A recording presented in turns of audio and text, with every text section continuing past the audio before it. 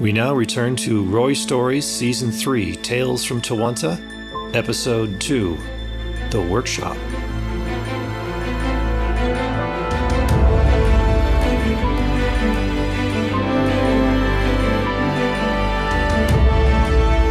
Wilsonport, Tewanta, 3305, July 13th, 0817 hours, Galactic Standard Time.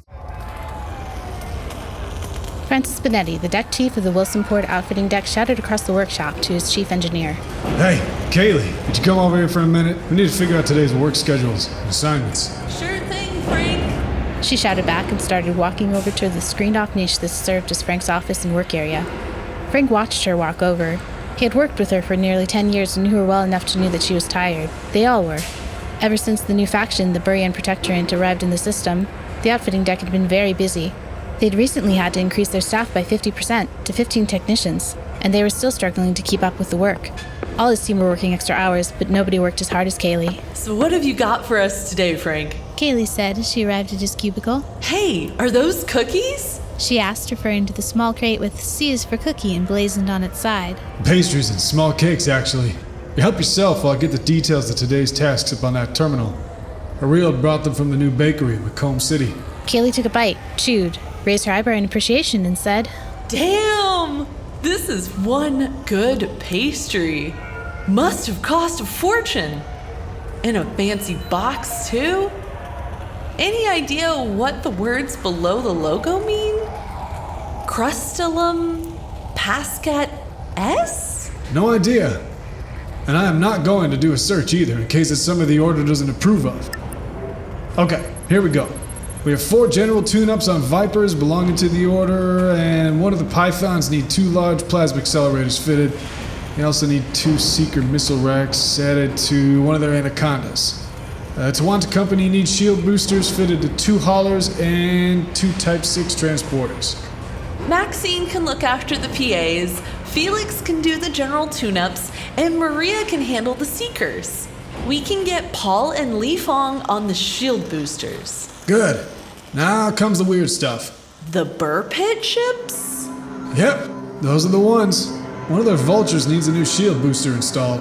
The purple one or the spiky one? The purple one. Factory standard? What do you think? At a guess, I'd say it's been customized to within an inch of its life. You guessed right. It's being delivered by Galactic Logistics sometime this morning. It'll also need an engineering blueprint applied when it gets here. One of the custom digitally signed ones from BYRNE. Whoever works on that needs insurance and a sign-off terminal. Well, I'd love to do that one myself. I'll get Miguel to look after it. He's ready to take on extra responsibilities, and he's pretty good at tuning shields. Good call. And that spiky vulture needs a Professor Palin blueprint applied to its drives. It also needs super conduits added to the power distributor. A big grin spread across Kayleigh's face. I'll take that one. It'll be fiddly, but fun. I would love to see how the professor squeezes extra performance out of those thrusters. Anything else? There's upgrades to be made to an adder. Improvements to the frameshift drive. It also needs an upgrade to the control system and optics of the camera drone. Erlid and Hiroko can look after the optics system. They are UI software experts. Very knowledgeable on life support too. Miguel and I will train them up on the FSD. They're quick learners. I just wish the commissioner didn't dislike them. It makes things a bit tense. Have they been saying anything against the Order? No, nothing like that. It's just that they used to work out at the Black Wildwood Ranch installation. And that makes them suspect for some reason. Okay, not ideal, but they've done nothing wrong. It'll probably blow over. Hopefully. Kayleigh said, stifling a yawn. Frank frowned. How are you holding up? A slight note of concern in his voice. I'm good. I'm tired like everyone, and I'm working double shifts to get the newbies up to speed, but it's okay. I know my limits, and I'm taking performance enhancers to stay alert. In a week or 2, when people are up to speed, I'll be able to slow down. Besides, this is fun.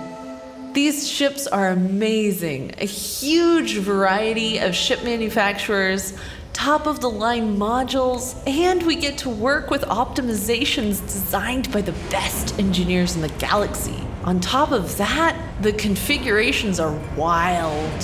For example, there's an Anaconda with 7 railguns? Figuring out how to get the thrusters to compensate when they're all firing together was a really cool challenge. Never mind dealing with the heat and the huge swing in power draws.